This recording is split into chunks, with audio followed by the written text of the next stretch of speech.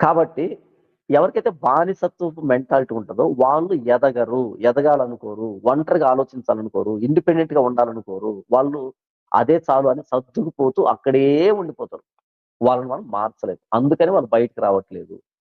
డినామినేషన్‌ల కింద బ్రాంచ్‌లు నడిపిస్తున్న వ్యక్తులు మాక్సిమం అందరని చెప్పను మాక్సిమం బానిసత్వ మెంటాలిటీలో ఉన్న వాళ్ళే. బయటికెళ్తే బ్రతకలేము మేము అనుకున్నటువంటి ఇన్‌సెక్యూరిటీతో ఉన్న వాళ్ళే. వాళ్ళు క్రీస్తుని బట్టి కాకుండా ఆ బ్రాండ్ నేమ్ ఉంటది కదా! ఆ వ్యక్తి, ఆ డినామినేషన్ నేమ్ ఉంటది కదా! ఆ నేమ్ మీద ఆధారపడి బ్రతుకుతుంటారు తప్ప క్రీస్తు మీద ఆధారపడి బ్రతకరు వాళ్ళు. వాళ్ళకి ధైర్యం తక్కువుంటది.